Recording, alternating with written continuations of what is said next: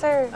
Maigi. Oo. Naku, ayan na naman, sir, ha? Baka mamaya ang hirap na naman i-train ng mga yan. Dami nating trabaho. Kakaabala lang yung mga yan. Ito naman, di na makakaabala yung mga yan. Papakita lang naman natin ano yung ginagawa natin dito sa opisina eh. Tsaka, kailangan turuan natin yung mga bata, di ba?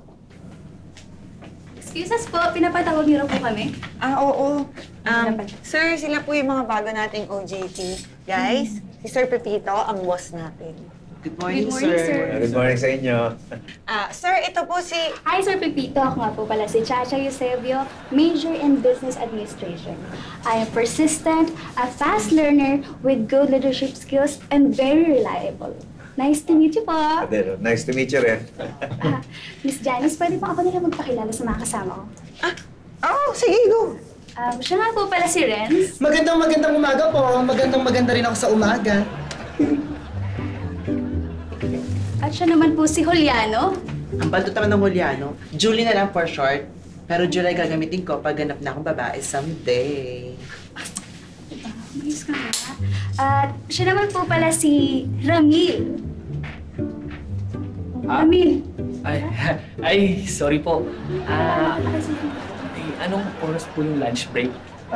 Mamaya na siguro, no? Pero welcome to PM Mineral. Sana may matutunan kayo. Janice, ikaw na mag-assign kung sinong magbe-mentor sa kanila, ha? Sige, sir.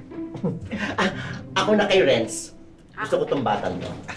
Sir, ako na po kay Juliano. Ay, sorry, Julie pala. Ikaw, sumamba ka sa akin, kakain tayo. Mukhang okay na. Mukhang magkakasundo naman sila, eh. Mukhang gano'n na nga po, sir. Pakalain mo? Masarap pala to yung hotdog sandwich na nilagyan ng peanut butter? Sabi ko sa inyo, sir, eh. Ang sarap, di ba? Ang galing mo! O, di ba? Try nga natin to. Ayan. Papasok mo yan dyan sa loob ng collar mo. Tapos, simpleng-simple na. Ayan. What do you think? Oh. Ay, Pak! Thank you, Sir Vincent. Ano, sir? Ma'am. Ay, kung mother na lang. Pwede rin. Basta ito ha. Good friend ko yan, si Doc Dindo. Diyan ka magpaayos. Nang ano po? Nakipin! Yun na lang muna. Yung ibang contacts ko, tsaka ko na sa ibibigay. Mag-ipon ka na muna kasi alam mo naman, medyo mapapamahal ka eh. Excited na ako, ma'am. Magkamukha kaya tayo, ma'am Mara. Kasi ikaw na yung peg ko. Ay, bongga! Ba, bet mo yon. Pero huwag mo akong gagayahin na 100% ha. Lumayo ka sa mga matatandang bolero para hindi ka maskan. Noted, ma'am. Sige na. I'll go.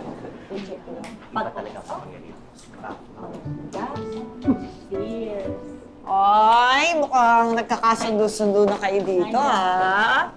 May natapos na po ba tayong work? Yun na nga ba sinasabi ko.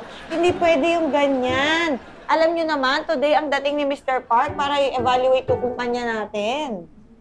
Kaya dapat makapagbigay tayo ng magandang impression sa mga bisita natin. Kasi yun ang bilin sa atin ni Sir Pepito. Correct. Siya nga pala, Ma'am Janice, may suggestion po pala ako. Sige, go ahead.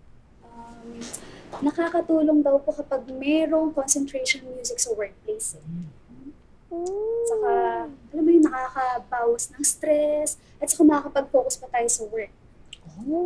Gusto niyo po ba magpatugtog ako? Sige, subukan natin. Magpatugtog ka, go. Meron ako dito.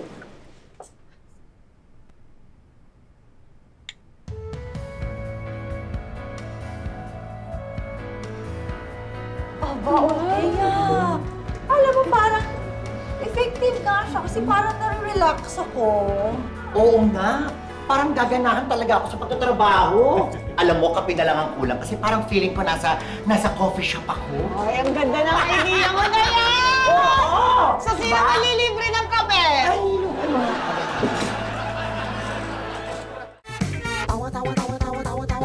Anytime, anyone, anyhow. Halika manood at sumigaw. Anywhere in the world, everybody in the house. Click and subscribe now. You know. Click and subscribe now.